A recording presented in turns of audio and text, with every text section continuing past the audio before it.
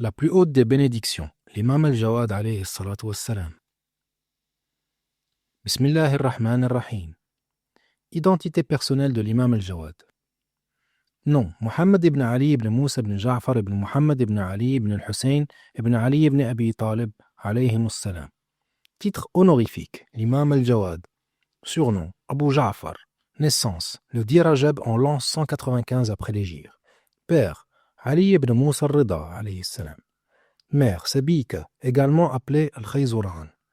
Martyr, au mois de Dhul Hijjah en l'an 220 de l'Hégire. Rang, 9e imam de la famille du prophète sallallahu alayhi wa alayhi. L'imam al-Jawad de la naissance au martyr. Les prémices de la naissance. 1. La venue au monde du 9e imam de la famille du prophète sallallahu alayhi wa alayhi, l'imam al-Jawad, Mohammed ibn Ali ibn Moussa al-Rida alayhi salam, fut précédé de nombreux signes annonciateurs, dont certains remontent à l'époque même du messager de Dieu sallallahu alayhi wa alayhi, c'est-à-dire près de 2 siècles avant sa naissance, ainsi que d'autres dates de périodes plus rapprochées, comme son grand-père Moussa bin Ja'far alayhi salam l'avait annoncé. En effet, il est rapporté dans Al-Kafi, volume 1, page 363, d'après le récit transmis par Yazid ibn Sulayt al-Zaydi, qui dit: J'ai rencontré Abu Ibrahim, l'imam Moussa bin Ja'far alayhi salam, alors que nous nous apprêtions à accomplir la Umrah.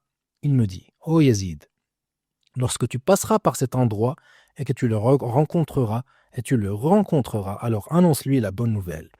Il lui naîtra un enfant digne de confiance, préservé, béni. Il t'informera alors que tu m'as bien rencontré.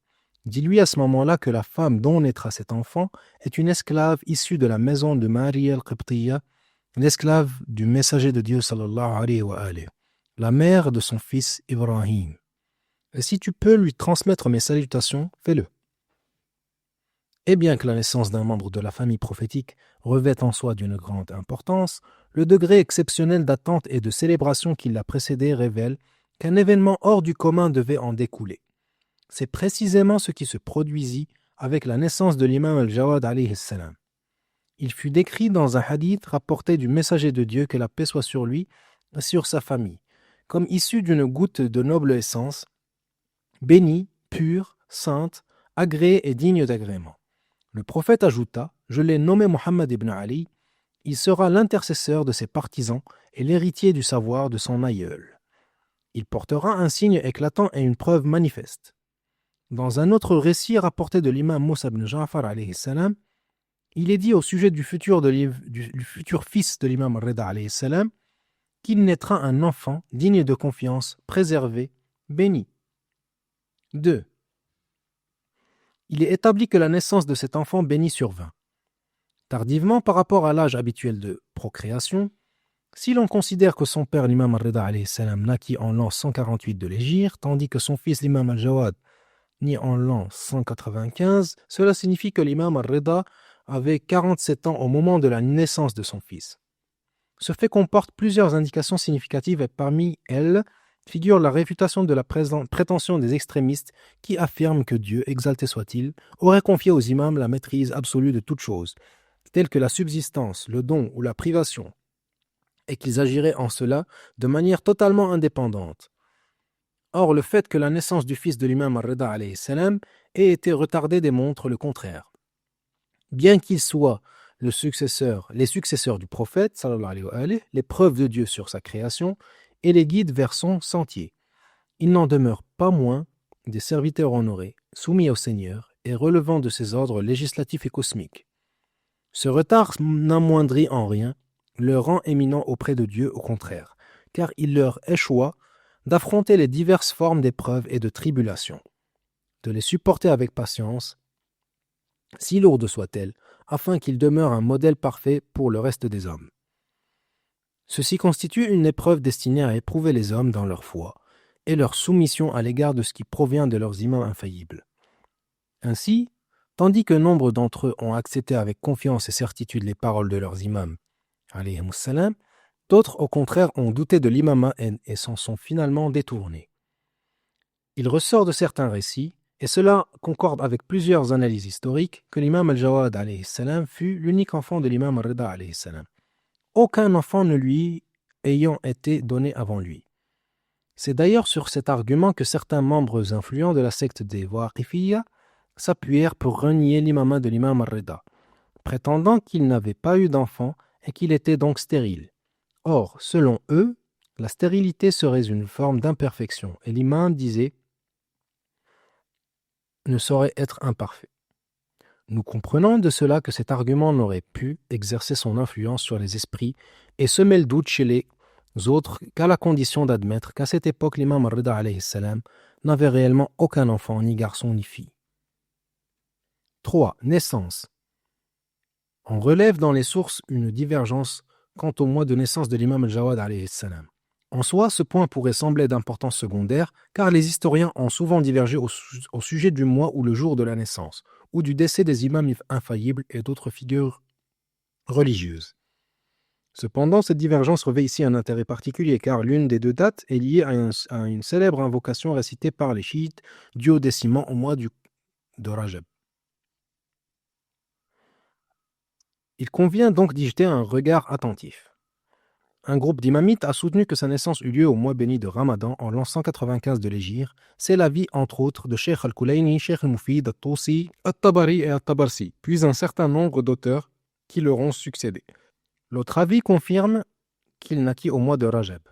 Et cet avis repose sur une invocation célèbre apportée par Cheikh al-Tusi dans al-Misbah al-Mutahajjid, dans le chapitre consacré au tawassul par les deux imams, parmi les actes recommandés du mois de Rajab. On y lit d'après Ibn Ayyash, qui fut communiqué depuis la noble délégation à Nahi al-Muqaddasa par l'intermédiaire du Cheikh Abul Qasim al-Hussein ibn Ruh, cette invocation récitée durant les jours de Rajab. Ô mon Dieu, je t'implore par le droit de ceux qui sont nés au mois de Rajab, Muhammad ibn Ali, le second, et son fils Ali ibn Muhammad, l'élu. Cheikh Abd al-Nabi al-Qadhimi fait allusion à cette opinion en ces termes. Dans Al-Kafi, il est rapporté que l'imam al-Hadi alayhi salam naquit au mois de Rajab, et il ajoute « C'est l'avis le plus juste en raison de la célèbre invocation rapportée dans les livres de prière, parmi lesquels Al-Iqbal est transmise par Cheikh al-Tusi dans Misbah al-Mutahajjid. On y lit, d'après Ibn Ayyash, que fut communiqué depuis la noble délégation, par l'intermédiaire du Cheikh Abul Qasim al-Hussein ibn Ruh. Ce dua récité durant les jours de Rajab, « Ô mon Dieu, je t'implore par le droit de ceux qui sont nés au mois de Rajab, Muhammad ibn Ali, le second, et son fils Ali ibn Muhammad, l'élu, jusqu'à la fin de l'invocation. » Cela indique qu'ils sont tous deux nés au mois de Rajab, ce qui a conduit plusieurs savants à adopter cette opinion. Il est probable que le récit mentionné par Al-Kulayni, Al-Tabarsi dans Al-I'lam et Ibn Tawus soit précisément celui-ci. Cependant, malgré la large diffusion de cette invocation au sein de la communauté, il n'y a pas eu lieu de s'écarter de ce qu'elle implique, à savoir que leur naissance eut lieu au mois de Rajab. Il a toutefois été répondu à cela en disant que l'imam alayhi salam n'avait pas voulu signifier par cette invocation qu'ils étaient nés en ce mois, mais qu'ils s'y étaient simplement adressés à Dieu en se réclamant de leur intercession. Ainsi, l'expression en Rajab se rattacherait non pas à leur naissance, mais au verbe « je t'implore » dans la phrase. « Ô mon Dieu, je t'implore en ce mois de Rajab », cette réponse ne saurait satisfaire celui à qui elle est adressée, car le fait même qu'ils aient affirmé selon le récit d'Ibn Ayyash, il naquit au mois de Rajab, implique qu'ils reconnaissaient la valeur probante de l'invocation. De plus, cette interprétation s'écarte du sens apparent du texte, alors que c'est précisément ce sens qui constitue la preuve. Rien par ailleurs n'est venu le contredire. Plusieurs savants le rapportaient sous forme d'avis juridiques, fatwa, sans en mentionner de fondement opposé. Dès lors qu'aucune preuve contraire n'existe, il n'est pas recevable de délaisser le sens explicite pour lui substituer une interprétation forcée. Si l'on objecte, il se peut que le récit ne leur ait pas paru suffisamment authentique. Nous répondrons. Il n'existe aucune raison valable de remettre en cause l'authenticité du récit après la large diffusion qu'il a connue parmi les savants. Al-Kaf'ami déclare à ce sujet.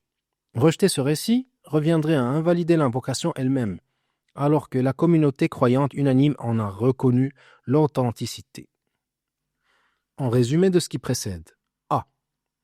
L'avis retenu par Al-Kulayni et par les partisans de la première opinion constitue un avis jurisprudentiel fatwa et non un récit rapporté, hadith. Il demeure donc dans le domaine de l'ijtihad. B.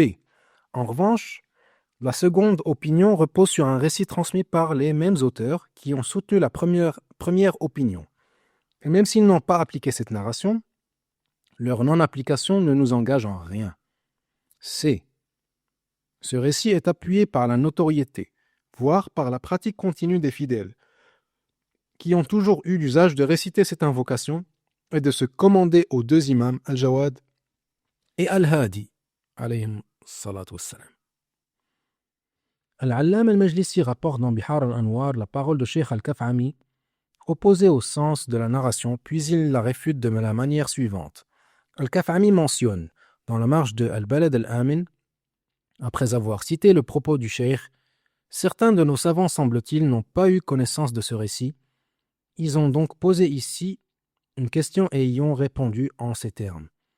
Si l'on dit Al-Jawad et Al-Hadi alayhim salam ne sont pas nés au mois de Rajab, comment l'imam Al-Hujja alayhi salam peut-il dire par le droit de ceux qui sont nés en Rajab? Nous répondons, il a voulu par cette expression se recommander à eux pendant ce mois et non affirmer qu'ils y sont nés. Je dis, ce qu'ils ont avancé est inexact. Et cela pour plusieurs raisons. Premièrement, leurs propos ne seraient recevables qu'en supposant l'invalidité du récit rapporté par Ibn Ayyash, alors que le cheikh l'a bel et bien mentionné. Deuxièmement, réserver spécifiquement le tawassul à ces deux imams durant le mois de Rajab constitue une préférence dépourvue de fondement, si l'on ne tient pas compte de leur naissance en ce mois. Troisièmement, si l'intention avait été celle qu'ils prétendent, l'imam alayhi salam aurait dit « Les deux imams et non ceux qui sont nés ». Fin de la synthèse de ses propos, que Dieu lui fasse miséricorde. Je dis, deux récits non reliés, mursal, existent au sujet de la détermination du mois de naissance de l'imam Jawad alayhi salam. Le premier provient de l'imam al-Askari alayhi salam, affirmant qu'elle a eu lieu au mois de Ramadan. Le second se trouve entre les mains de Cheikh Abul Qasim, que Dieu lui fasse miséricorde, et apparaît comme un tawqi' émanant de l'imam al-Hujja alayhi salam, dans lequel il est dit que sa naissance ainsi que celle de son fils alayhi salam eurent lieu au mois de Rajab. Toutefois, Al-Kulayni, Al-Mufid, Al-Shahid et d'autres historiens ont retenu la première version.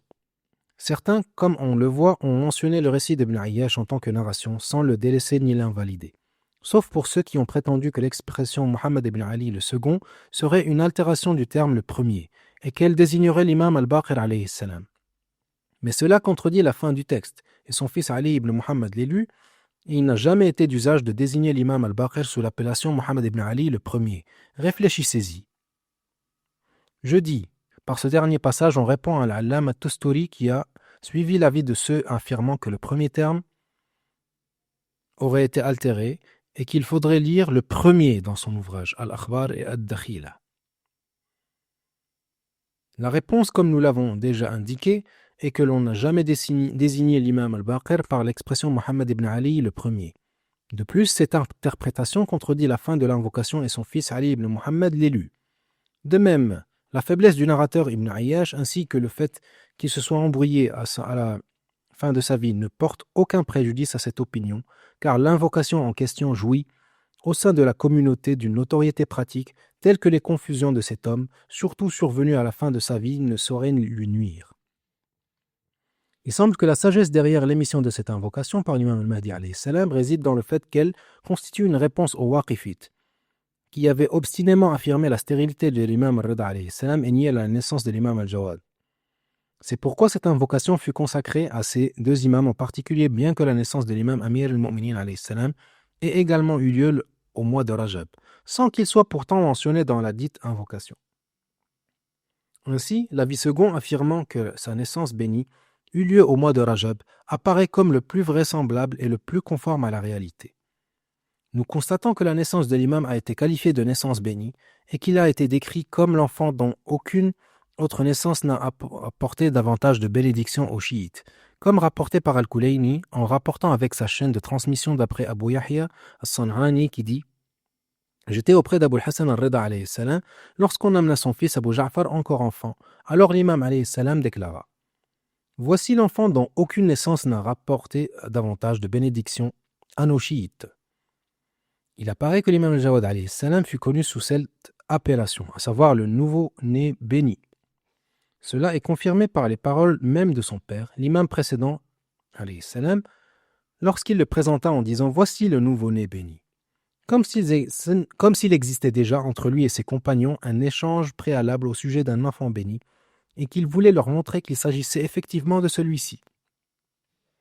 Ce sens devient encore plus clair à la lumière de plusieurs récits rapportés par les narrateurs différents et en des lieux variés, ce qui indique que l'imam alayhi salam tenait volontairement à informer ses compagnons, en plusieurs endroits et par l'intermédiaire de plusieurs personnes, de la naissance de cet enfant béni. Parmi ces récits, celui rapporté dans Bihar al-Anwar, citant Al-Khara'ij, avec sa chaîne de transmission Ali ibn Asbat et Abbad ibn Ismaïl rapporte. Nous étions auprès de l'imam al-Rida alayhi salam à Mina, lorsqu'on amena Abu Ja'far alayhi salam, nous dîmes alors. Est-ce lui le nouveau-né béni? L'imam alayhi salam répondit. Oui, c'est bien ce nouveau-né. Nul enfant n'est né dans l'islam plus plein de bénédictions que lui. Et Al-Kulayni rapporte dans Al-Kafi, d'après plusieurs de nos compagnons, d'après Sahl ibn Ziyad, d'après Ali ibn Asbat, d'après Yahya as-San'ani qui dit « J'entrais auprès d'Abu al-Hasan al-Rida alayhi salam alors qu'il se trouvait à la Mecque. Il épluchait des bananes et en faisait manger Abu Ja'far alayhi salam. Je lui dis « Que je sois ta rançon. Est-ce là le nouveau-né béni ?» Il répondit « Oui, ô Yahya, c'est bien ce nouveau-né. Nul enfant n'est né dans l'islam avec plus de bénédictions pour nos chiites que lui. » Ainsi, comme vous pouvez le constater, dans ces récits et d'autres encore, l'imam alayhi salam parle d'un enfant béni, déjà connu de ses compagnons, et ceux qui l'interrogent à son sujet en lui disant « Est-ce le nouveau-né béni ?» Certes, Al-Kafi rapporte que l'imam Ja'far as-Sadiq alayhi salam aurait désigné son fils Moussa al-Kadhim en disant « Nul enfant n'est né rapportant plus de bénédictions à nos chiites que lui. » Cependant, ce récit isolé et sa chaîne de transmission est faible, comme l'a signalé Al-Allam al-Majlisi dans Mir'at al-Uqul. Il est d'ailleurs possible qu'une confusion se soit produite chez l'un des rapporteurs quant au nom du père ou du fils.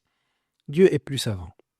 Or, certaines expressions contenues dans ce récit attirent l'attention et méritent que l'on s'y arrête quelque peu. Doivent-elles être comprises comme se rapportant à son époque, c'est-à-dire au fait que la période de sa vie serait une période de bien et de bénédiction?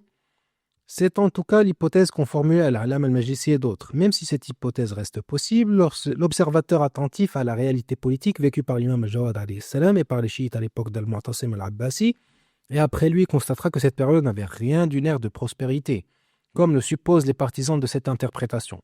Nous évoquerons plus loin la situation sous le règne d'Al-Mu'tasim et les traits de sa personnalité, et l'on verra alors clairement que les faits contredisent cette idée.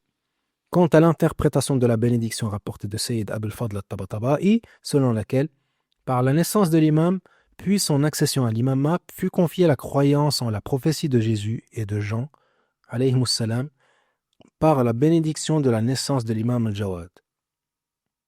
Il y évoque ce point comme l'un des effets de la bénédiction liée à la naissance de l'imam al-Jawad alayhi salam. Il y mentionne également d'autres retombées de cette bénédiction, notamment son impact sur la confirmation de l'imama de l'imam al-Rida alayhi salam, ce que nous évoquerons dans ce texte principal, ainsi que son rôle dans l'attestation de l'imam al-Mahdi alayhi salam malgré son jeune âge. Or, nous constatons que c'est l'inverse qui s'est produit. Ce sont les deux imams al-Rida et al-Jawad alayhim as-salam, qui ont invoqué la prophétie de Jésus et de Jean, alayhim as-salam, pour démontrer l'imama d'Al-Jawad. Cela signifie que la véracité de leur prophétie était déjà admise par les gens, au point qu'elle pouvait servir de preuve et d'analogie. Dès lors, comment pourrait-on prétendre que l'imama de l'imam Al-Jawad serait nécessaire pour confirmer cette prophétie? De plus, les récits emploient explicitement l'expression nos chiites et affirment qu'il est l'enfant le plus riche en bénédictions pour nos chiites, tandis que la question de Jésus et de Jean est plus générale et concerne l'ensemble des musulmans, non seulement les chiites. On peut également discuter l'opinion de certains savants qui estiment que l'imama de l'imam al-Jawad alayhi salam aurait établi de manière décisive que l'imama est une fonction divine relevant exclusivement du choix de Dieu, sans dépendre de la volonté humaine, ni même de l'âge de la personne, car il s'agit d'une désignation céleste. Cet avis s'appuie notamment sur le propos rapporté d'Ali ibn Ja'far as-Sadiq, alayhi salam.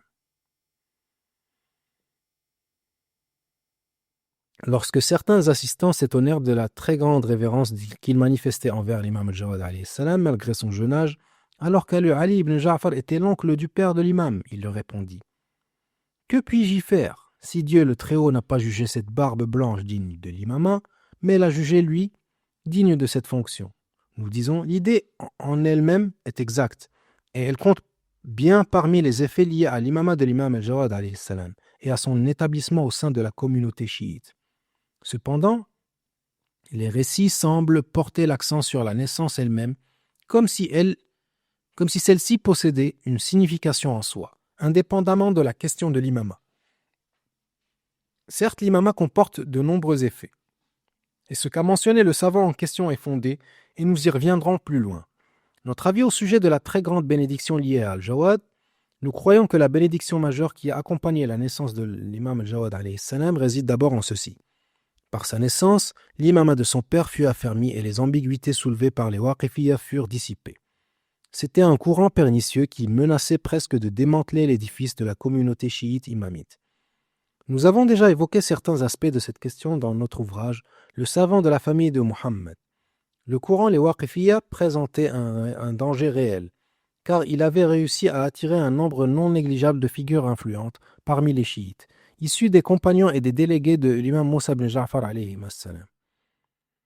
Il se fondait sur une idée dont l'apparence semblait juste, mais dont la réalité intérieure visait à saper l'imama de l'imam Rida alayhi salam. Leur argument se résumait ainsi: l'imam est l'être humain le plus parfait, et la perfection exclut toute forme de défaut. L'incapacité d'engendrer un enfant est un manque. Or, Rida alayhi salam, jusqu'à l'âge de 47 ans, n'avait pas eu de descendance. Toute leur construction doctrinale reposait sur ce point. Si ce point venait à être invalidé, tout leur édifice corrompu s'effondrerait. Et bien que l'imam Rida alayhi salam déclarait avec une exactitude, une certitude absolue que Dieu lui accorderait un fils, eux persistaient à le traiter de menteur et la situation ne cessait de s'aggraver au fil des années. Il allait de soi que la ruse des Waqifiyya finirait par piéger une partie des chiites de l'imam. Et aucune issue n'était envisageable pour dissiper cette épreuve, si ce n'est que l'imam eut un fils. C'est pourquoi la naissance de l'imam al-Jawad alayhi salam vint ruiner les fondements de leur doctrine et réduire leur hérésie à néant. Par sa naissance, alayhi salam, cette faction se dissipa comme une vapeur, et son étendard fut abaissé. Vois donc quelle bénédiction se trouve dans le simple fait de cette naissance. Il n'était nul besoin d'autres preuves, même si, par la suite, son imama allait manifester des signes semblables à ceux de Jésus et de Jean, alayhim salam, que Dieu prit pour preuve alors qu'ils étaient encore en bas âge. À ce stade, nous n'avions nul besoin de paroles, d'actes, ni même de miracles. Sa seule naissance bénie suffisait. C'est elle, à elle seule, qui réduisit leurs prétentions à néant. Pour la première fois, nous voyons un imam confirmer l'imama de son prédécesseur alors que l'usage établi est tout autre. C'est normalement l'imam précédent qui désigne le suivant et atteste de son imama par un texte explicite. Mais ici, la situation fut inversée. C'est par sa naissance que l'imam al-Jawad confirma l'imama de son père, l'imam al-Rida alayhi salam, et fit s'effondrer l'épreuve des Waqifiyya qui prétendaient qu'il était stérile et remettaient ainsi en cause sa fonction d'imam. Il est probable que ce soit pour cette raison que l'imam Rida alayhi salam qualifia cette naissance de la plus grande bénédiction accordée aux chiites des Ahlul Bayt lorsqu'il déclara à son sujet: cet enfant est le nouveau-né dont aucun autre n'a apporté à nos chiites une bénédiction plus grande que lui. C'est pourquoi nous pensons que les allusions de l'imam Rida alayhi salam à ce noble enfant visaient précisément cet aspect. De même que sa naissance fut marquée par une bénédiction d'une portée exceptionnelle, son imama le fut également.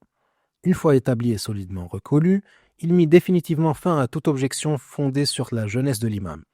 Il devint ainsi la preuve irréfutable qu'il confirmait l'imama de ceux qui vinrent après lui, car son fils, l'imam al-Hadi alayhi salam, allait lui aussi assumer l'imama à un âge similaire, et son petit-fils, l'imam al-Mahdi alayhi salam, et qu'Allah rate sa délivrance, serait même plus jeune encore au moment de son imama.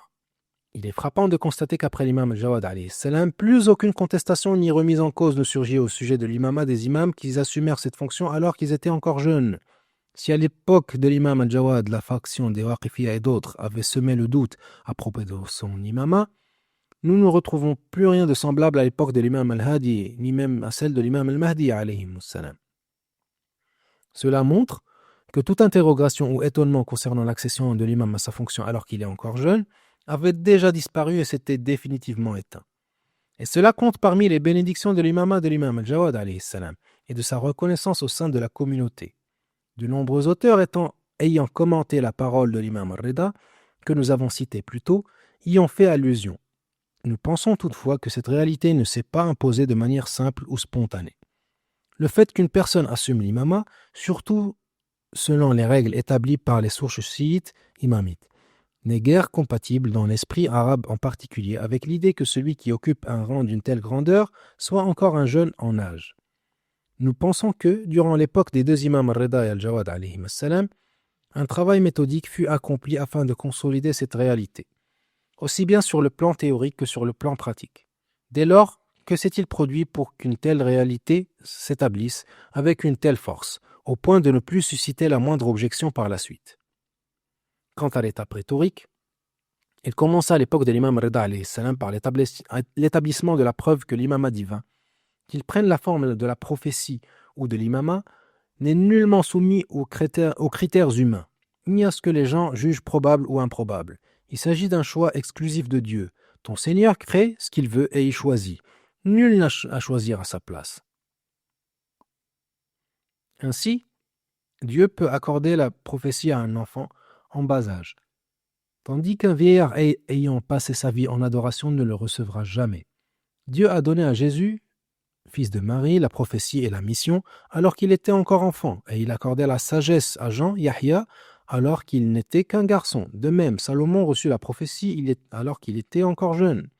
L'imam a même souligné dans plusieurs traditions que Jésus alayhi salam fut porteur d'une loi entièrement nouvelle et fut envoyé comme prophète alors qu'il était encore enfant, tandis que l'imam, dans la fonction d'imama, n'a pas pour mission d'apporter une nouvelle législation.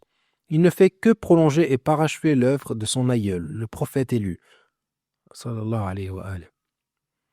À cette étape, l'imam al-Rida alayhi salam désignait déjà son fils al-Jawad comme prochain imam, alors qu'il n'était encore qu'un enfant. Et lorsque certains auditeurs manifestaient leur étonnement, il leur rappelait ce qui était arrivé aux prophètes Jésus et Jean alayhi salam, qui reçurent la mission divine alors qu'ils étaient encore aussi jeunes. Quant à l'étape pratique, l'imam alayhi salam en donna la preuve par l'exercice même des fonctions de l'imam, dont la première consiste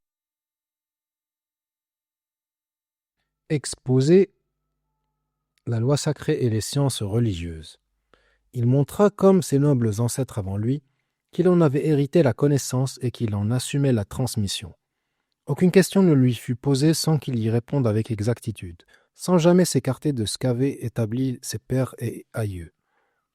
Mieux encore, il mettait en lumière la vérité pour ceux qui s'étaient avancés à enseigner sans en avoir la compétence requise, en rectifiant leurs erreurs et en leur montrant la voie juste.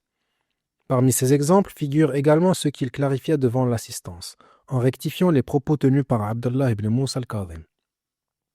Celui-ci s'était assis en tête du rassemblement et s'était mis à répondre aux questions, ce qui équivalait en pratique à se présenter comme l'héritier de l'imama après le martyre de son frère, l'imam Ali ibn Musa al-Rida alayhi salam. Or cela contredisait un principe solidement établi dans la conscience des chiites imamites. L'imama ne peut se trouver après Al-Hassan et Al-Hussein alayhim salam réunis dans deux frères.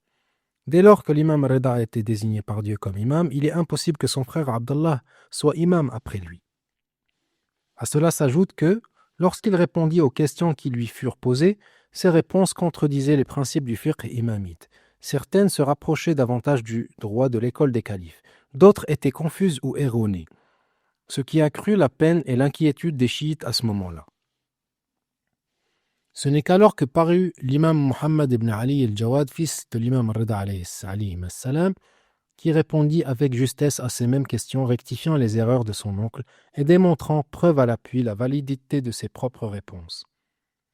Cette vaste maîtrise des sciences de la loi fit de son imama aux yeux des chiites des Ahlul Bayt alayhim salam un fait miraculeux, bien qu'il fût encore si jeune.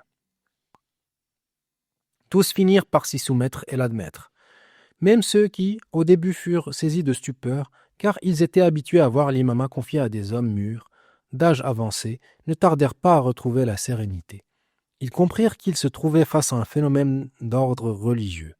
La préparation de l'imam Rida alayhi salam à l'imama de son fils Al-Jawad alayhi salam, ainsi que les marques d'honneur et de haute dignité qu'il manifesta à son égard, aussi bien en public qu'en privé, ne se limitaient pas à dissiper l'étonnement et les interrogations de ceux qui s'interrogeaient sur son imama malgré son jeune âge. Cela allait bien au-delà. Cela se reflétait dans la manière dont il se comportait avec lui et dans la publicité qu'il donnait à ce comportement parmi ses compagnons, au point que plusieurs d'entre eux l'ont rapporté.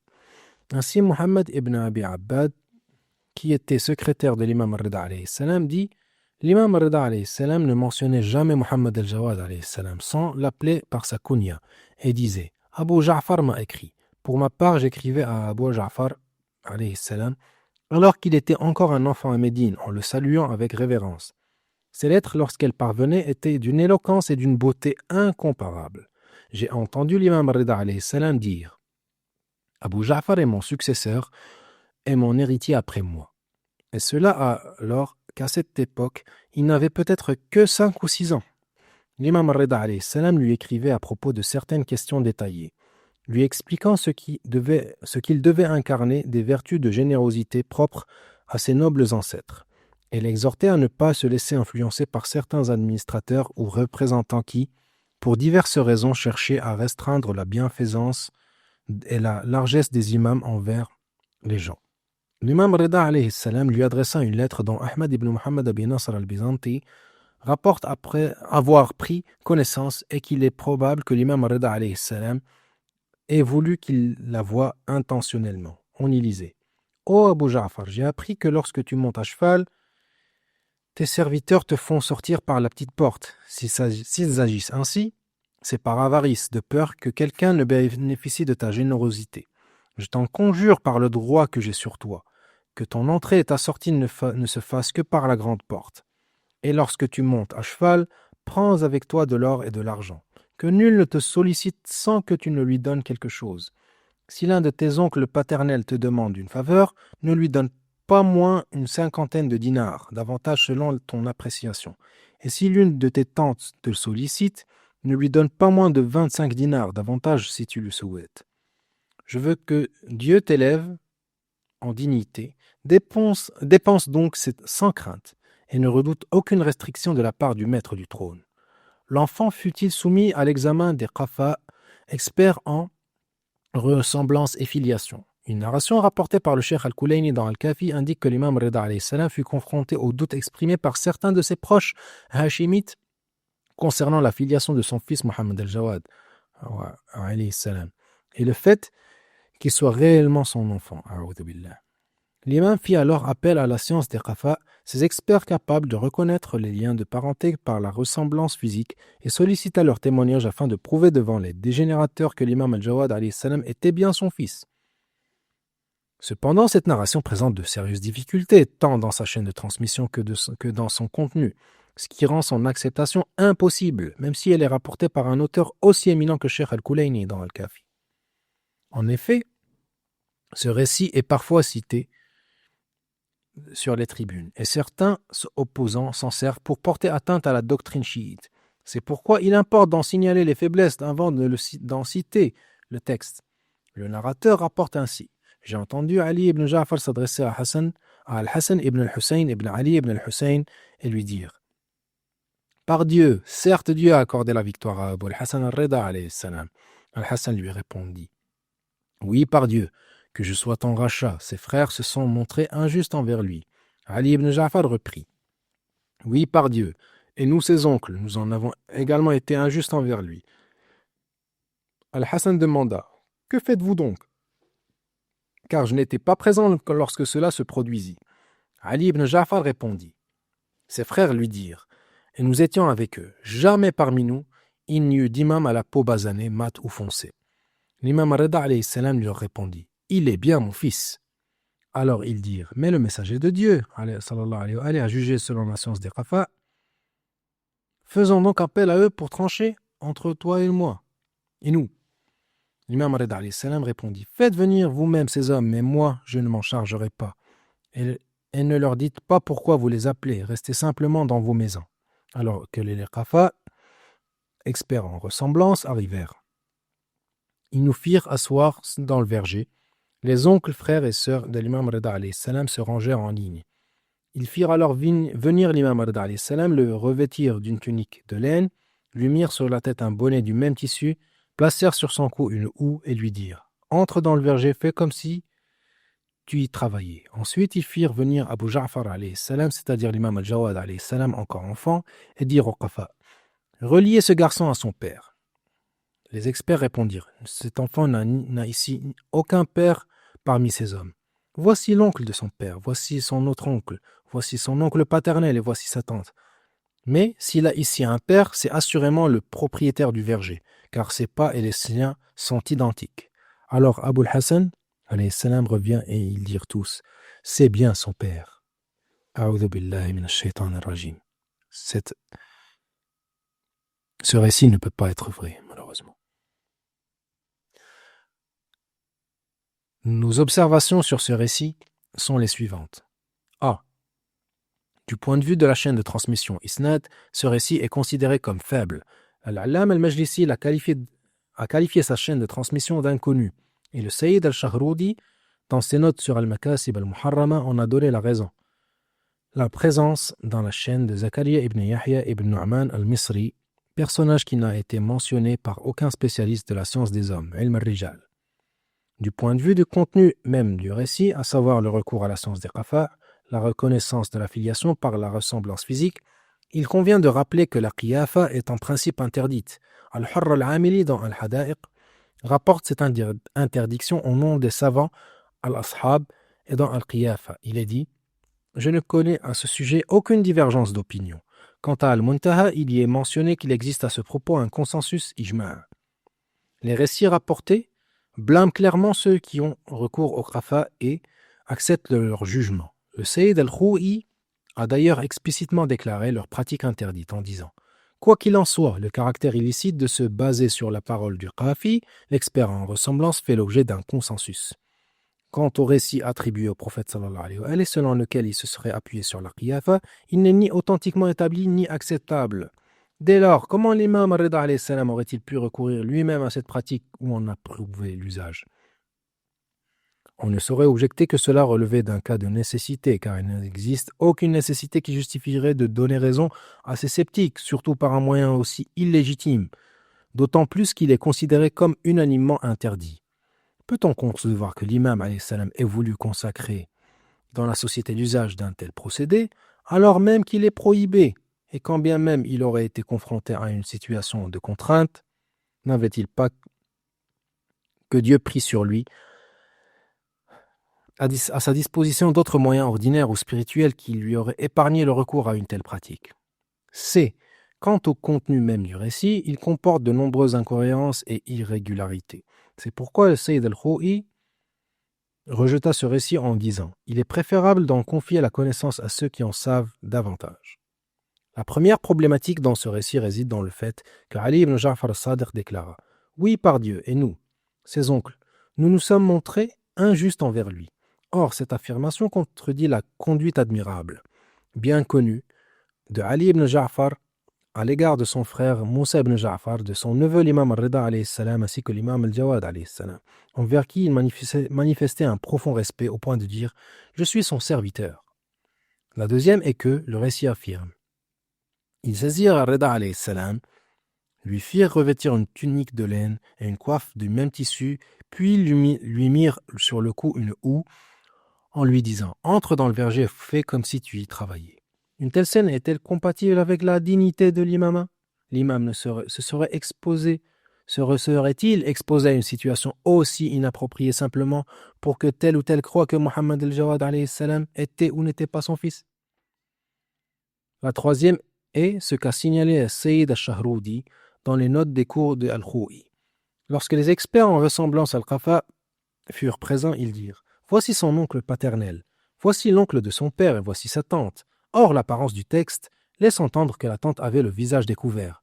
Qu'on y réfléchisse bien, une telle situation ne convient nullement aux femmes des Ahlul Bayt alayhim salam.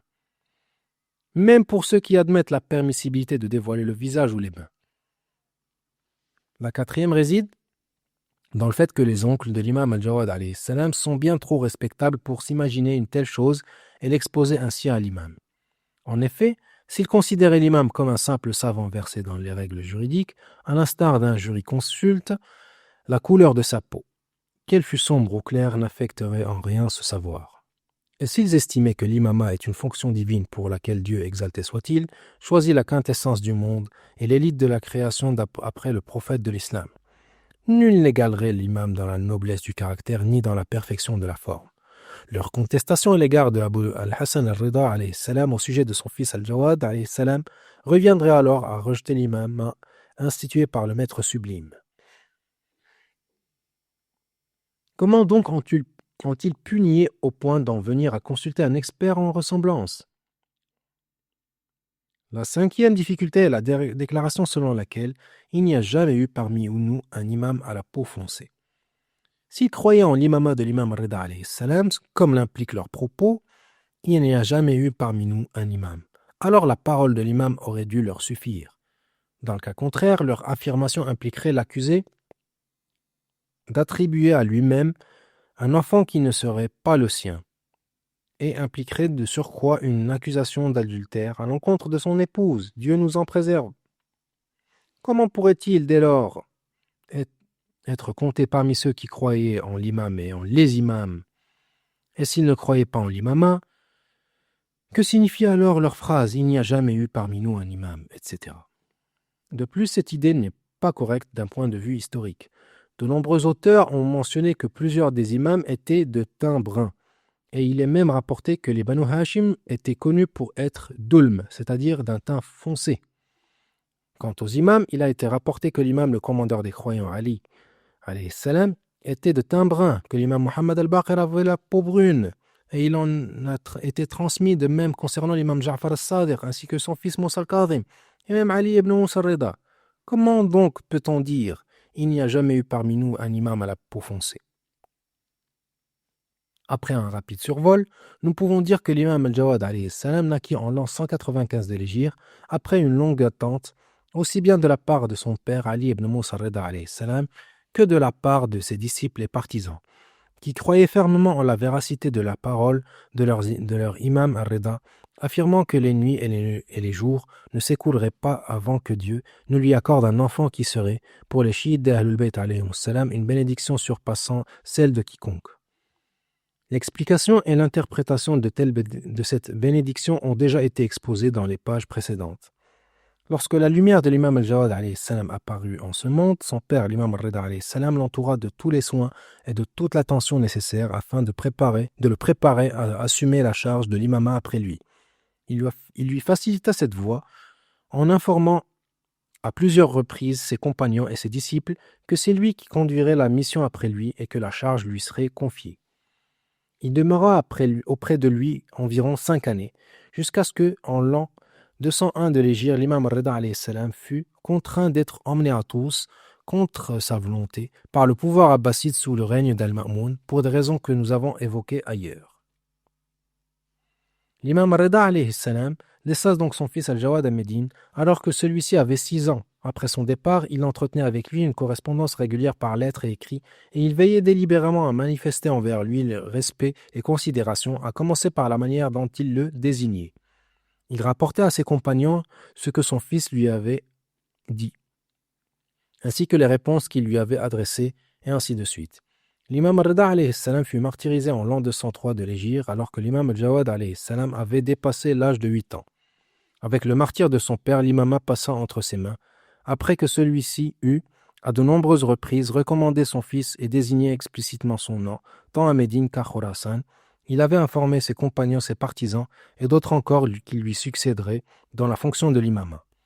Une partie de ces textes et de ces indications a déjà été mentionnée dans les pages précédentes. Nous en ajouterons ici quelques autres. Safwan ibn Yahya interrogea l'imam Rida alayhi salam, et l'apparence du récit indique qu'il se trouvait à Médine, bien avant le départ de l'imam pour Khorasan, en disant « Que Dieu ne nous fasse pas voir le jour de ta disparition.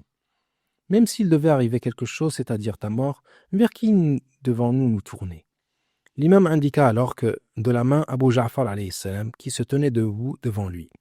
Je dis alors « Que je sois ta rançon, cet enfant n'a que 3 ans. » Il répondit. Et en quoi cela lui porterait préjudice? Jésus a établi la preuve divine alors qu'il n'avait que 3 ans. Celui-ci l'interrogeait à Médine et d'autres encore l'interrogeaient à Ahwaz et il leur répondait. Ainsi Ja'far ibn Muhammad al-Nawfali dit: Je rencontrai l'imam al-Rida alayhi salam alors qu'il se trouvait sur le pont d'Urbaq. Je le saluai, puis m'assis et lui dis: Que je sois ta rançon. Certains prétendent que ton père est encore vivant. Il répondit: Ils mentent, que Dieu les maudisse. Puis il ajouta: Que m'ordonnes-tu? Il dit: Suis mon fils Mohammed après moi. Il en allait de même à Khurasan. Ainsi Mohammed ibn Abi Abbad rapporte: L'imam alayhi salam ne mentionnait jamais Mohammed sans l'appeler par sa kunya en disant: Abu Ja'far m'a écrit. Et moi, j'écrivais à Abu Ja'far, paix sur lui, alors qu'il était encore enfant à Médine, et il le traitait toujours avec déférence. Les lettres d'Abu Ja'far nous parvenaient empreintes d'une éloquence et d'une beauté remarquables. Je l'ai entendu dire: Abu Ja'far est mon légataire, wasi, et mon successeur après moi. Il était naturel que son imama à cet âge, alors qu'il n'avait qu'environ 9 ans, suscite des interrogations, voire des objections, car un tel fait n'avait jamais été connu auparavant dans l'histoire des imams infaillibles. Paix sur eux. C'est pourquoi Mohammed ibn Jumhur, Al-Qummi, Al-Hassan ibn Rashid, Ali ibn Mudrik, Ali ibn Mahziyar, ainsi qu'un grand nombre de personnes venues de diverses régions se rendirent à Médine pour s'enquérir du successeur d'après Ar-Rida. On leur dit alors de se rendre à Sariya, un village fondé par Moussa ibn Ja'far, à 3000 de Médine. Nous nous y rendîmes donc et entrâmes dans le palais. Les gens s'y pressaient en foule et nous nous assîmes parmi eux. C'est alors que sortit vers nous Abdallah, fils de Moussa al-Kadhim, un homme âgé. Les gens s'exclamèrent: Voilà notre maître! Mais les jurisconsultes dirent: Nous rapportons d'Abu Ja'far et Abu Abdullah, paix sur eux, que l'imama ne se réunit pas en 2 frères après Al-Hassan et Al-Hussein. Celui-ci n'est donc pas notre imam. Après un échange long et animé dans cette assemblée, il devint clair aux yeux des présents que les connaissances d'Abdallah ibn Moussa, l'oncle de l'imam al-Jawad, qui tentait alors de se présenter comme prétendant à l'imama, étaient faibles et ne relevaient nullement de l'école des Ahlul Bayt. En revanche, les réponses rapportées par Ibn al-Rida, Mohammed al-Jawad, étaient précisément celles qu'ils avaient entendues et reconnues chez ses pairs. Cela constitua pour eux la seconde preuve de son imama, après les recommandations, les déclarations explicites et les textes de son père en sa faveur. De même qu'une assemblée des chiites s'était tenue à Sariya, près de Médine, une autre réunion analogue eut lieu à Bagdad, dans la région de Barakat, Zilzil, près du Karkh, au domicile de Abdurrahman ibn al-Hajjaj. Elle rassembla un groupe d'éminents compagnons des imams Al-Kadhim et Al-Rida, paix sur eux. Ils y discutèrent de la situation de la communauté chiite et de la question de l'imama après le martyre de l'imam Al-Rida alayhi salam. Parmi eux se trouvaient Yunus ibn Abdurrahman, Abdurrahman ibn al-Hajjaj, Ar-Rayyan ibn al-Salt, Safwan ibn Yahya, Muhammad ibn Hakim et d'autres encore. Il se peut que certains d'entre eux aient soulevé au cours de cette réunion la question du jeune âge de l'imam al-Jawad et de la manière dont les gens pourraient l'accepter, compte tenu de ce qu'ils avaient connu des imams précédents, notamment au regard de la dignité de l'imama, de son autorité et de l'infaillibilité de l'imam. Ils convinrent finalement qu'il fallait se rendre à Médine, d'autant que les pèlerins affluaient pour le Hajj. Le martyre de l'imam al-Rida avait eu lieu au mois de Safar, et nous supposons que cette réunion eut lieu avant qu'Al-Ma'moun ne fasse venir l'imam al-Jawad en l'an 204 de l'Hégire. Cette réunion a été rapportée d'une autre manière par Al-Tabari al-Imami dans Dala'il al-Imama. Il écrit: Lorsque l'imam al-Rida alayhi salam quitta ce monde, c'était en l'an 202. L'âge d'Abu Ja'far, paix sur lui, n'était alors que de 6 ans et quelques mois. Les gens divergèrent à travers toutes les provinces. Ar-Rayyan ibn Salt, Safwan ibn Yahya, Muhammad ibn Hakim, Abdurrahman ibn Hajjaj, Yunus ibn Abdurrahman et un groupe parmi les notables de la communauté se réunirent dans la maison d'Abdurrahman ibn al-Hajjaj à Barakat Zilzil. Ils pleuraient et se lamentaient face à cette épreuve. Yunus leur dit alors: Laissez les pleurs, qui désormais va répondre aux questions de la communauté et donner les avis juridiques jusqu'à ce que cet enfant, il voulait dire Abu Ja'far, paix sur lui, grandisse. Il n'a que 6 ans et quelques mois. Qui est capable, à part moi, ou quelqu'un de mon rang? Alors Ar-Rayyan ibn Salt se leva contre lui. Il saisit Younous à la gorge, se mit à le gifler au visage et à frapper sa tête, puis il lui dit: Fils de la perverse, si l'affaire vient de Dieu majestueux et très haut, un enfant de 2 jours est comme un homme de 200 ans. Et si elle ne vient pas de Dieu, alors quand bien même un homme vivrait 5000 ans, il ne pourrait produire ce que produisent les maîtres, alayhimus salam, ni même une partie de ce qu'ils rapportent. Est-ce donc une question qui mérite d'être débattue? La communauté présente se tourna alors vers Younous et se mit à le blâmer. Cette narration est-elle authentique? Même si l'on met de côté la question de sa chaîne de transmission, que l'on dise, comme l'a estimé Sayyid al-Khou'i, qu'elle est mursala, c'est-à-dire sans chaîne complète, ou même si l'on admet qu'elle constitue une partie d'un récit antérieur doté d'une chaîne, celle-ci reste incomplète car affaiblie par plusieurs de ses rapporteurs.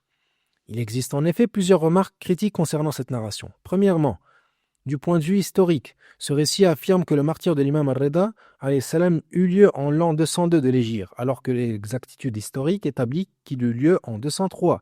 Par conséquent, le narrateur se trompe également en mentionnant l'âge béni de l'imam al-Jawad. Il rapporte qu'il avait 6 ans et quelques mois, alors qu'en réalité, selon le témoignage d'Al-Wasiti, ainsi que selon les données précises concernant la naissance de l'imam al-Jawad et le martyre de son père, l'imam al-Rida, alayhim as-salam, il était âgé d'environ 9 ans.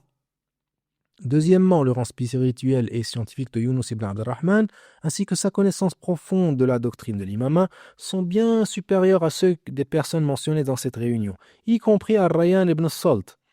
Dans une telle situation, il est inconcevable qu'un homme de ce niveau ignore que l'imama divin n'est nullement lié à l'âge. C'est pourquoi le Sayyid al-Khou'i, que Dieu lui fasse miséricorde, considéra ce récit comme manifestement mensonger. Car, dit-il, Younous ibn Abd-Rahman était une personnalité éminente. S'il avait prononcé de telles paroles devant un groupe de notables et de figures fiables parmi les chiites, la nouvelle se serait répandue et aurait été largement connue. D'autant plus à cette époque où les Waqifiyya étaient encore dans leur obstination et attendaient ce genre d'incident pour saper l'édifice de l'imama. Troisièmement, on ne comprend pas à partir de ce récit l'attitude attribuée à Ar-Rayyan ibn Salt lorsqu'il en serait venu à insulter en le traitant de fils de débauché, une accusation explicite qui en droit requiert l'application d'une peine légale. Nous ne croyons nullement qu'un tel propos puisse émaner de lui, compte tenu de sa dignité et de son rang, ni qu'il puisse être adressé à Younous dont la stature et le mérite sont tout aussi éminents. Quoi qu'il en soit, la question de l'imama se clarifia progressivement en faveur de l'imam al-Jawad, même si cela ne se fit pas avec la même facilité que pour ses ancêtres. De même que son père, l'imam al-Rida, avait dû affronter les Waqifiyya. Lui aussi eut à souffrir de leurs agissements, ainsi que des oppositions de ceux qui doutaient de sa désignation. Nous reviendrons en temps voulu sur son imama et sur les positions adoptées par ses contemporains à ce sujet. Environ une année après le martyre de l'imam al-Rida alayhi salam, le calife abbasside al-Ma'moun, qui avait quitté le Khurasan pour s'installer à Bagdad, à la mi-Safar en l'an 204 de l'Hégire, fit venir l'imam al-Jawad et le convoqua à Bagdad au cours de cette même année. Al-Ma'moun faisait encore face à la colère de la maison abbasside, colère qui s'était intensifiée depuis qu'il avait fait tuer son frère Al-Amin, que les abbassides préféraient pourtant à lui. Le conflit prit également une dimension ethnique. L'entourage d'Al-Amin et les piliers de son pouvoir étaient majoritairement arabes, tandis que ceux d'Al-Ma'moun étaient des Perses qui l'avaient soutenu, en plus du fait qu'Al-Amin avait une mère arabe, alors que la mère d'Al-Ma'moun était persane. Le ressentiment s'accrut davantage encore lorsque Al-Ma'moun proclama l'imam al-Rida comme héritier présomptif. Ce geste perçu comme une menace directe à leur autorité et comme un avertissement clair. S'ils ne renonçaient pas à leur position, le pouvoir serait transféré à la maison alawite hachimite, leur rival historique. Al-Ma'moun continua de jouer sur cette corde sensible. Après s'être débarrassé de l'imam al-Rida de la manière que nous avons exposée en son lieu, il estima opportun de faire venir l'imam al-Jawad et de le rapprocher de lui, afin de réaliser plusieurs objectifs à la fois, exactement comme il avait fait auparavant avec l'imam al-Rida, objectifs auxquels nous avons déjà fait allusion dans l'ouvrage mentionné. Il est probable que l'imam al-Jawad alayhi salam ait été convoqué par le calife abbasside al-Ma'moun au cours de cette même année 204 de l'Hégire. Il allait de soi que la maison abbasside, restée fidèle à Al-Amin, saisissait chaque occasion pour affronter Al-Ma'moun, soit afin de l'affaiblir, soit pour le contraindre à davantage de concessions. On aurait dit qu'il brandissait sans cesse la même carte. Ou bien tu nous accordes les privilèges que nous attendions d'Al-Amin, ou bien nous entraverons ton autorité. Ainsi, les membres les plus virulents de cette faction manifestèrent une nouvelle fois leur opposition au rapprochement entre Al-Ma'moun et l'imam Al-Jawad, prétendant qu'à peine s'était-il débarrassé de son père, l'imam Al-Rida, qu'il se voyait désormais affligé, selon leur expression, par son fils Muhammad Al-Jawad. Face à cette opposition, Al-Ma'moun tirait profit du rapprochement qu'il entretenait avec les imams, paix sur eux, pour exercer une pression sur les Abbassides qui lui étaient hostiles. C'était comme s'il leur disait: si vous ne vous alignez pas sur ma position, je rapprocherai de moi vos adversaires et je leur ouvrirai la voie vers le califat. Dans cette stratégie, il alla jusqu'à marier l'imam Al-Rida à sa fille et à le désigner comme héritier présomptif avant de l'assassiner par le poison. De la même manière, il reproduisit ce procédé en mariant sa fille al-Fadl, appelée aussi Zainab, à l'imam Al-Jawad alayhi salam. Ce mariage fut contracté au cours de ce même voyage. Les Abbassides s'opposèrent à Al-Ma'moun dans son rapprochement avec l'imam Muhammad Al-Jawad, tout comme ils s'étaient déjà opposés à lui lorsqu'il avait désigné le père de celui-ci, l'imam Al-Rida, comme héritier. Mais cette fois-ci, ils ajoutèrent une raison supplémentaire à leur crainte de voir le califat passer à la maison talibite alawite. Selon eux, Ibn al-Rida n'était pas apte à l'imama en raison de son jeune âge. En effet, lorsqu'il arriva à Bagdad en l'an 204 de l'Hégire, il n'avait pas encore atteint l'âge de 10 ans. Et, selon leurs prétentions, un enfant de cet âge ne peut prétendre qu'à ce qui est ordinairement attendu des garçons de son époque. Qu'au moins, disait-il, on attende qu'il grandisse, qu'il acquiert du savoir, qu'il étudie les sciences religieuses. Ensuite, pour le reste, chaque chose viendrait en son temps. Pour démontrer son incapacité et son inaptitude, ils demandèrent au juge Yahya ibn Akhtam de le mettre à l'épreuve publiquement lors d'une séance officielle, afin que soit établie aux yeux d'Al-Ma'moun et les dignitaires de l'État la justesse de leur position et la preuve qui justifierait leur demande d'écarter l'imam des premiers rangs. Je suis convaincu qu'Al-Ma'moun était persuadé des capacités scientifiques de l'imam Al-Jawad, tout comme il connaissait celles de ses ancêtres. Al-Ma'moun n'était nullement étranger à ce volet du savoir propre aux imams de la maison du prophète, alayhi salam. Bien au contraire, nombre de califes abbassides reconnaissent intérieurement la supériorité des descendants de Muhammad sallallahu alayhi wa sallam sur les autres juristes et savants de leur époque. Pourtant, je pense qu'Al-Ma'moun ne se préoccupait guère de l'issue de cette confrontation. Quel que soit le vainqueur, il en tirerait avantage. Que Yahya ibn Akhtam l'emporte, que l'imam Al-Jawad triomphe, Al-Ma'moun restait gagnant dans les deux cas. La première controverse eut lieu lorsque le juge Yahya ibn Akhtam interrogea l'imam Al-Jawad en ces termes: que dis-tu du pèlerin en état de sacralisation qui tue un gibier? L'imam lui répondit en subdivisant la question en près d'une vingtaine de cas distincts. Nous en exposerons les détails ainsi que leurs réponses dans le chapitre consacré à son rôle scientifique. Salawatu rabbi wa salamu alayhi. Après cette controverse, le mariage de l'imam Al-Jawad avec la fille d'Al-Ma'moun, Zainab, connue sous le nom al-Fadl, fut conclu. Les historiens ont rapporté le discours du mariage prononcé par l'imam, puis la déclaration d'Al-Ma'moun qui établit le contrat et maria sa fille à l'imam, ainsi que l'acceptation de celui-ci. Il est également probable que, durant cette même période, se soit tenu le second cercle de débat, au cours duquel l'imam démontra l'invalidité et la fabrication d'un certain nombre de récits attribués au messager de Dieu, paix et bénédiction sur lui et sur sa famille. Récits forgés en faveur des grandes figures et symboles de l'école des califes. L'imam les examina avec une précision et un calme remarquables, en dépit du fait que de tels sujets par nature provoquent crispation et tension. Nous reviendrons sur ces discussions dans la section consacrée à son rôle scientifique. Le calife Al-Ma'moun l'a-t-il rencontré lorsqu'il jouait sur la route? Ibn Shahrashub, décédé en 588 après l'Hégire, rapporte dans son ouvrage Al-Manaqib et il semble être le premier à mentionner cet épisode, puisque l'on n'en trouve trace dans aucun ouvrage antérieur. Et ceux venus après lui l'ont tous cité en s'appuyant sur sa version, un récit évoquant une rencontre entre Al-Ma'moun et l'imam Al-Jawad à Bagdad, comme le laisse entendre le texte. Selon ce récit, l'imam Al-Jawad se trouvait parmi des enfants jouant sur la route. À l'approche d'Al-Ma'moun, tous les enfants s'enfuirent, tandis que l'imam demeura à sa place. Lorsque le calife revint de la chasse et retrouva les enfants au même endroit, l'imam étant toujours parmi eux, il lui posa quelques questions auxquelles l'imam répondit avec une profondeur qui stupéfia Al-Ma'moun. Le passage transmis par Ibn Shahrashoub est le suivant. Al-Ma'moun passa près du fils d'Al-Rida alayhi salam qui se trouvait parmi des enfants, et ceux-ci s'enfuirent tous sauf lui. Al-Ma'moun dit alors « Amenez-le-moi » Puis il demanda « Pourquoi ne t'es-tu pas enfui avec les autres enfants ?» L'enfant répondit « Je n'ai commis aucune faute qui m'amène à fuir, et le chemin n'est pas étroit pour que je sois tenu de te faire place. Tu peux passer où bon te semble. » Al-Ma'moun lui dit « Qui es-tu » Il répondit « Je suis Muhammad, ibn Ali, ibn Moussa, ibn Ja'far, ibn Muhammad, ibn Ali, ibn al-Hussein, ibn Ali, ibn Abi Talib. » Al-Ma'moun lui demanda alors « Que connais-tu des sciences ?» Il répondit « Interroge-moi sur les nouvelles des cieux. » Il prit congé du garçon et poursuivit sa route, tenant sur son poing un faucon en plumage cendré qu'il utilisait pour la chasse.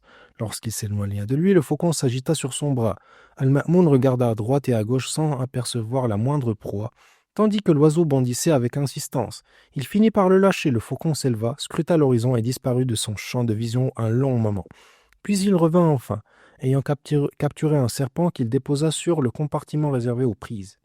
Al-Ma'moun dit alors à ses compagnons « La mort de ce garçon approche aujourd'hui par mes mains. » Puis il revint vers l'endroit où se trouvaient les enfants, parmi lesquels se tenait de nouveau le fils de l'imam Rida alayhi salam. Il lui dit « Que sais-tu donc des nouvelles des cieux ?»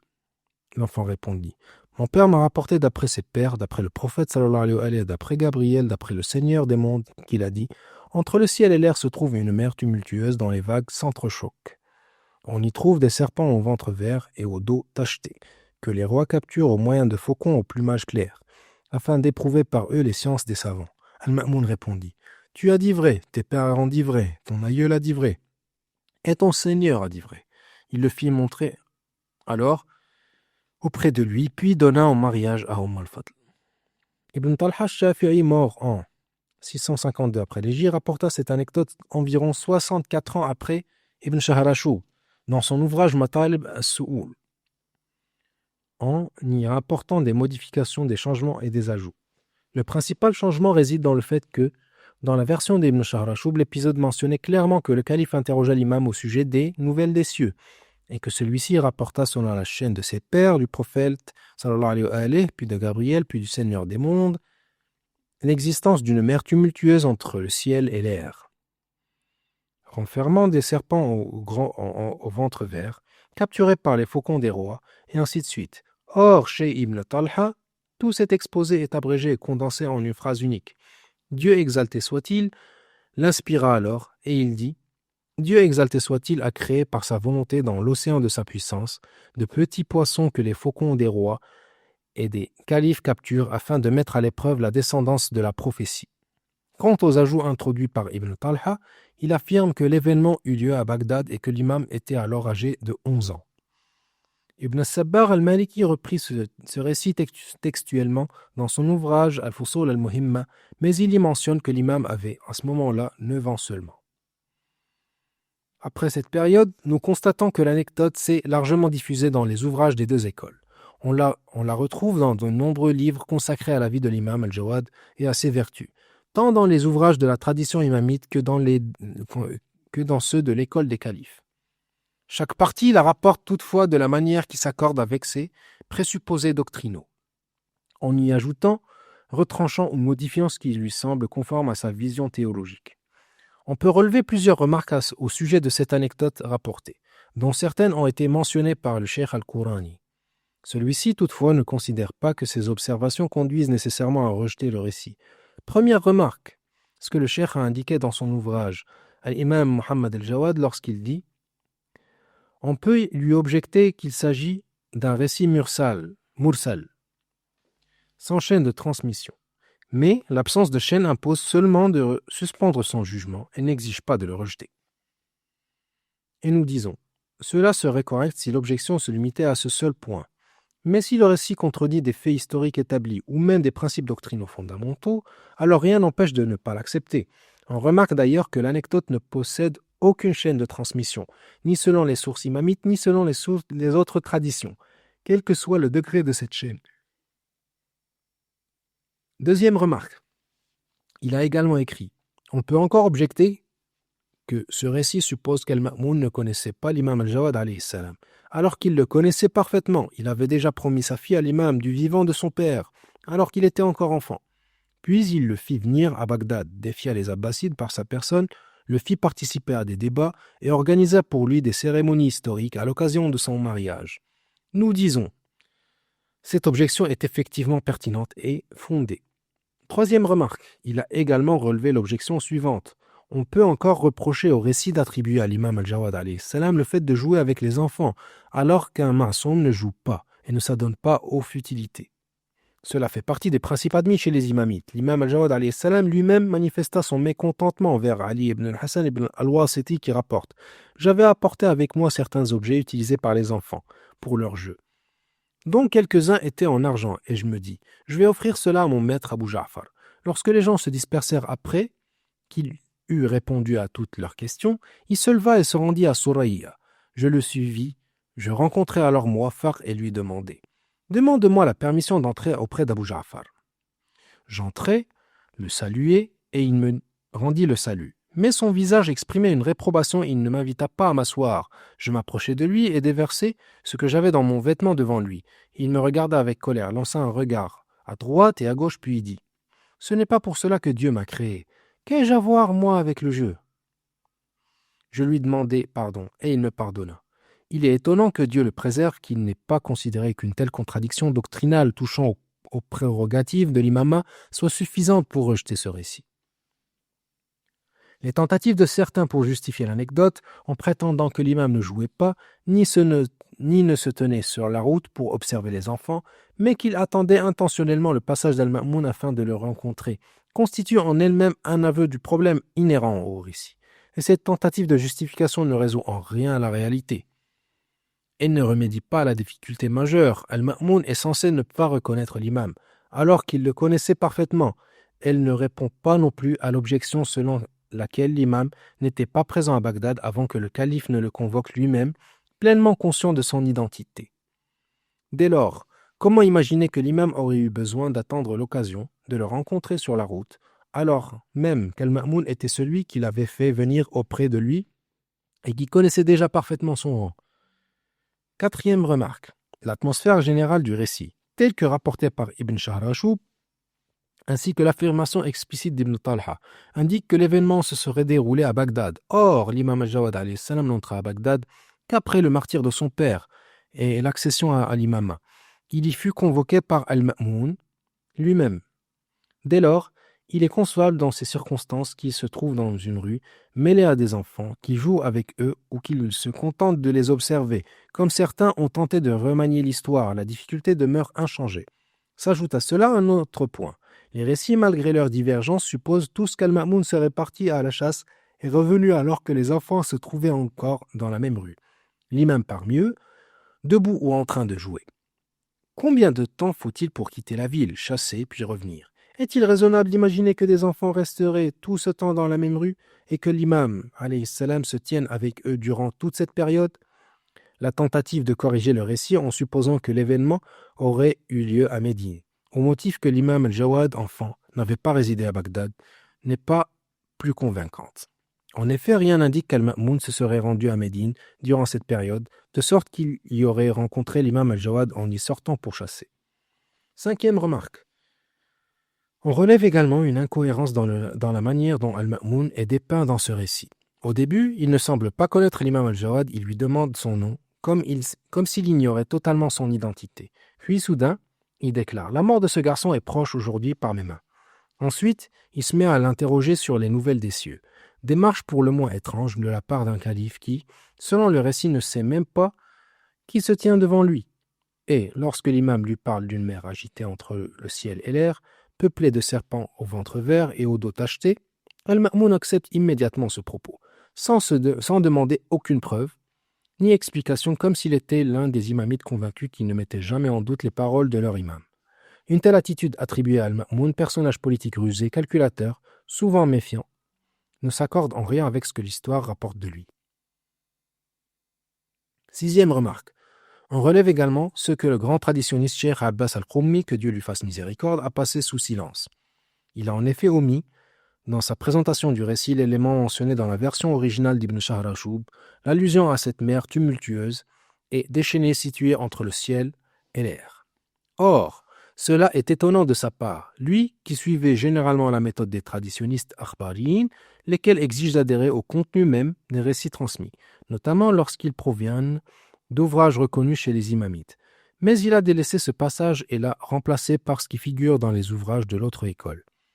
Peut-être, Dieu est plus savant, n'a-t-il simplement pas pu admettre l'idée même de cette mer décrite dans la narration. Je pense que la tentative du Cheikh al-Qurani, alayhi salam, pour justifier ce qu'a rapporté Ibn Shahrashub lorsqu'il dit « Quant au fait que les faucons capturent des poissons vivants ou morts dans les airs, on peut l'expliquer par des tempêtes qui soulèvent l'eau et les poissons de la mer, et les projettent parfois à des centaines de kilomètres.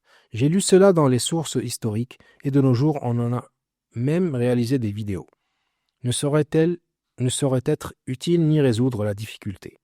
En effet, la discussion ne porte pas sur la présence occasionnelle de poissons dans l'air ou sur la terre. Elle porte sur l'existence d'une mer, dotée de ses caractéristiques particulières, située entre le ciel et l'air, et contenant des serpents au ventre vert. Or, la mention des poissons n'apparaît que dans la version rapportée par Ibn Talha. Quant au récit d'Ibn Shahrashub, il n'y est nullement question de poissons, mais uniquement de ces serpents aux descriptions étonnantes. Il se peut que l'Allam al-Qurani ait perçu la difficulté qu'il y a à défendre ce récit. C'est pourquoi il a suggéré que le narrateur n'avait peut-être pas à rapporter l'épisode avec exactitude ou qu'il y avait ajouté des éléments. Il écrit en effet « Il se peut qu'Al-Ma'moun ait interrogé l'imam Jawad alayhi salam au sujet d'un phénomène étrange survenu lors d'une partie de chasse et que l'imam lui aurait expliqué qu'il est parfois possible que l'eau de la mer et les poissons se retrouvent dans les airs. Ce serait alors une karama. L'imam aurait su ce qui était arrivé à Al-Ma'moun et lui en aurait donné l'interprétation. Mais le narrateur n'a pas parfaitement transmis l'incident, ou bien il y a ajouté des éléments.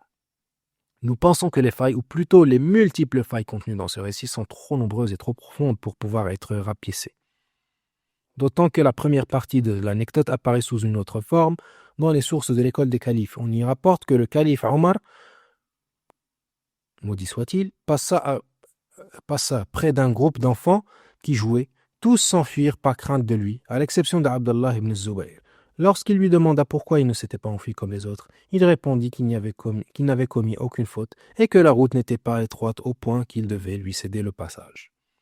Il est pour le moins étonnant que la même scène, avec le même dialogue presque mot pour mot, se retrouve dans deux récits distincts, séparés par un écart temporel d'environ 90 ans.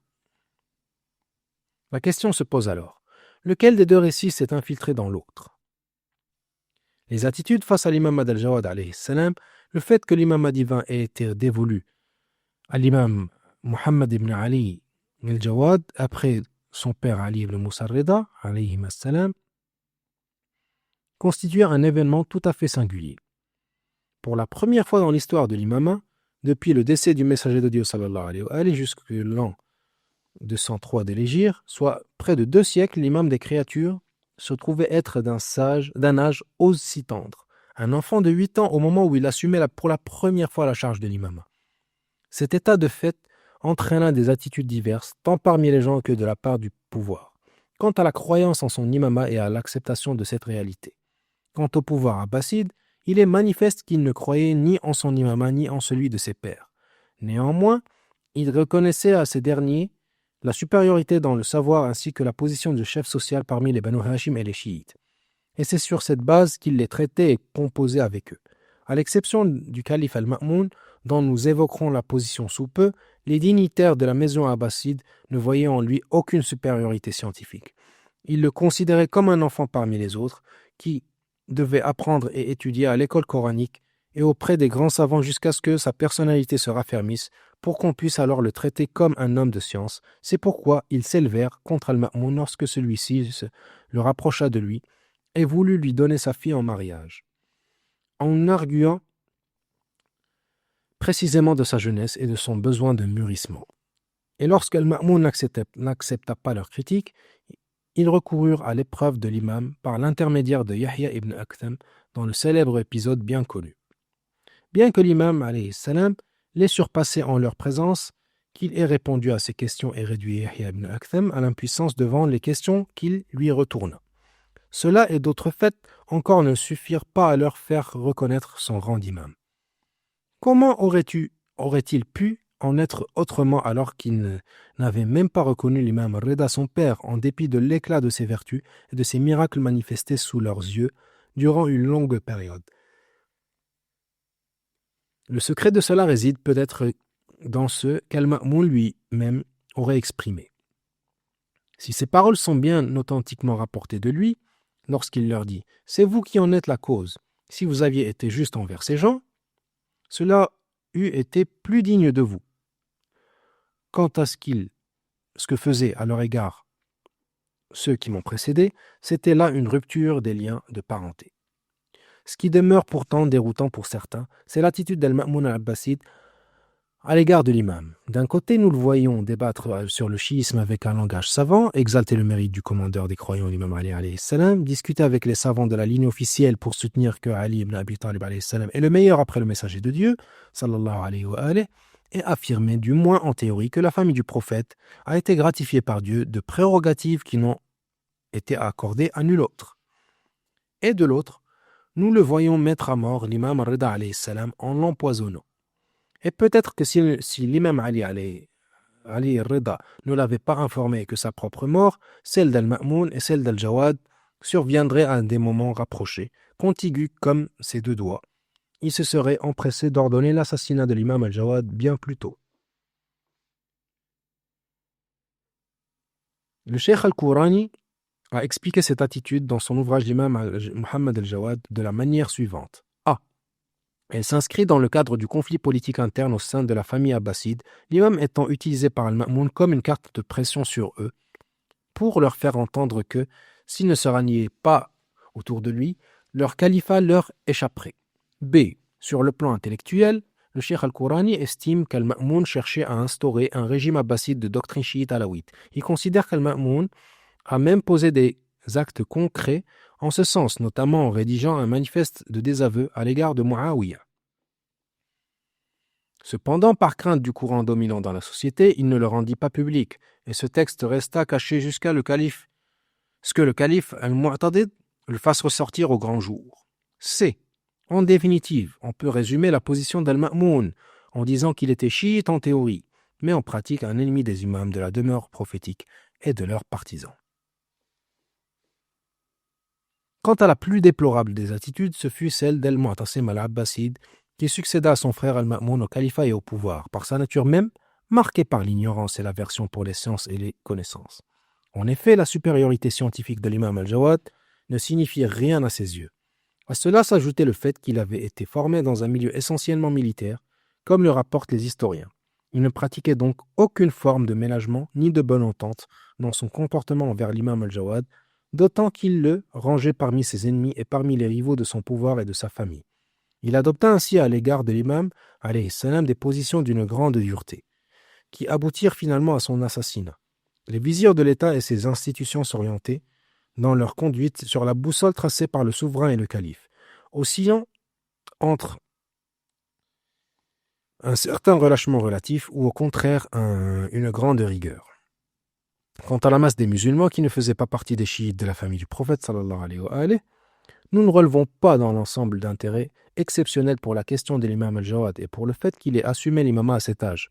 Si l'on accepte certains savants et juristes liés au pouvoir, engagés dans son projet, il est naturel que leur position, du moins publique, ait été influencée par leurs fonctions. C'est pourquoi certains d'entre eux, de leur plein gré ou à leur corps défendant, se laissaient entraîner dans des tentatives visant, pensait-il, à mettre l'imam dans l'embarras par des questions ardues. Quant à la masse des gens, ils furent écartés très tôt de cette question à partir du moment où la doctrine de l'école des califes posa pour principe que l'imam est détenteur de l'autorité, wali al-amr, n'est autre que le gouvernant politique dominateur, et ce indépendamment de ses capacités et de ses attitudes intrinsèques. Cette vision fut normalisée dans la conscience des masses dès l'époque omeyyade. L'imam est celui qui tient le sceptre, le détenteur de l'autorité est le sultan. Et même s'ils sont plusieurs à se disputer le pouvoir, le calife et Wali al-Amr est, en définitive, le plus fort, celui qui l'emporte dans la bataille et monte en chair pour prononcer le sermon du vendredi. Dès lors, il ne cherche ni les signes distinctifs de l'imam, ni ses caractéristiques, ni ses capacités réelles, d'autant plus qu'il est toujours possible de fabriquer tout cela par le biais de la propagande, des prêches du vendredi et autres moyens similaires. Dès lors, Dieu est plus savant. Ces gens du commun ne se considéraient guère comme concernés par la recherche de l'imam véritable et de ses signes, puisque, à leurs yeux, leur imam était déjà connu, c'était celui qui détenait le pouvoir. Quant aux chiites des Ahlul Bayt, on peut distinguer les attitudes suivantes. Premièrement, l'attitude de ceux qui se soumettent avec foi à l'imam al-Jawad. Leur adhésion repose sur le principe de l'imama divin, tout comme la prophétie n'est pas nécessairement soumise aux critères humains. De même qu'il est parfaitement possible que Dieu envoie un prophète, voire plusieurs prophètes, alors qu'ils sont encore en bas âge. Il n'y a aucune impossibilité à ce qu'il désigne des imams du même âge. Ce qui paraît au premier abord étonnant ou difficile à admettre ne l'est qu'en raison du manque d'habitude, et non parce que la chose se serait impossible en soi ou impliquerait une conséquence absurde. Un tel caractère inhabituel peut se présenter avec le premier prophète ou le premier imam de ce type, mais une fois l'expérience répétée, la gêne et la répulsion s'estompent. D'autant plus que l'imam précédent et même les imams antérieurs avaient insisté sur le fait qu'un tel événement surviendrait et qu'il constituerait pour les gens une épreuve. Cette attitude est illustrée de manière éminente par Ali ibn Ja'far al-Sadiq.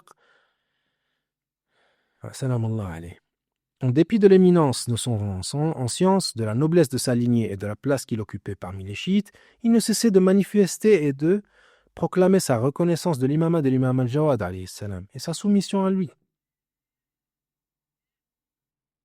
Alors même que l'imam al-Jawad était plus jeune que lui d'environ 47 ans et qu'il était l'oncle paternel de son père, l'imam Ali al-Rida.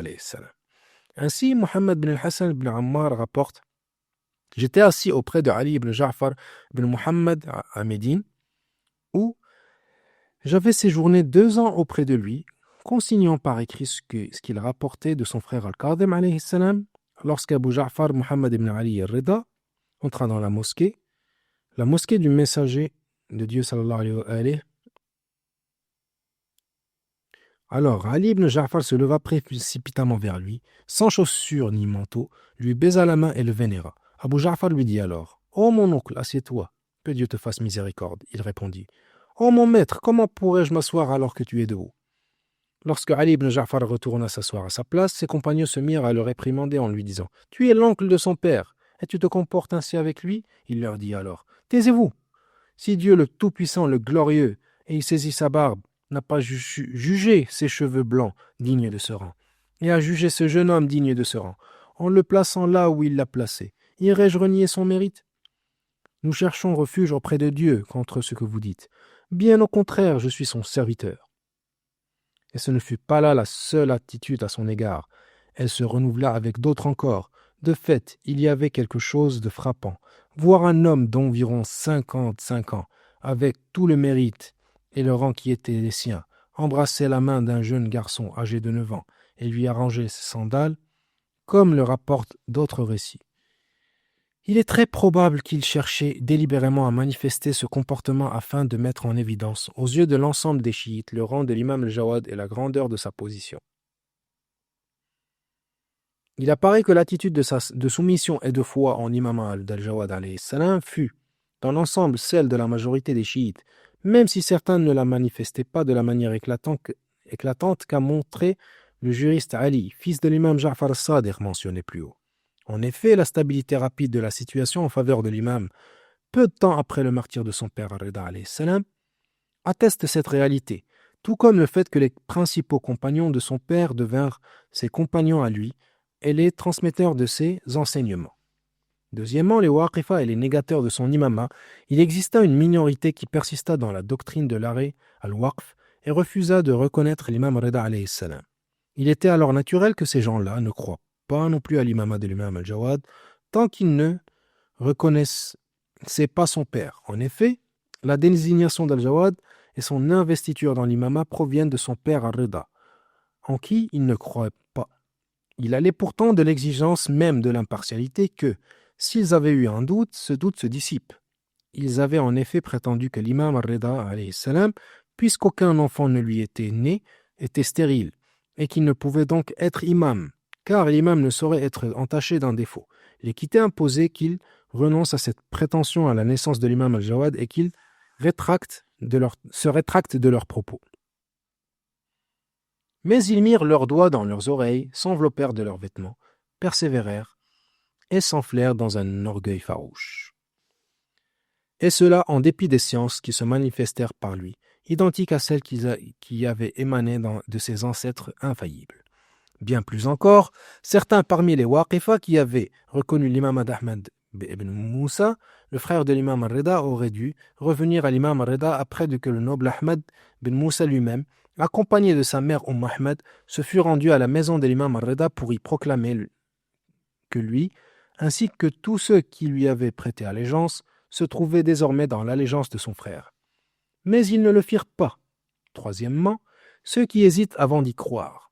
Il se peut que, entre ces deux groupes, nous trouvions certains noms de personnes qui ont d'abord marqué une certaine hésitation, se sont interrogés ou ont réfléchi au sujet de son imama, alayhi salam, mais dont la foi n'a pas tardé à se stabiliser une fois qu'ils eurent atteint la vision de certitude.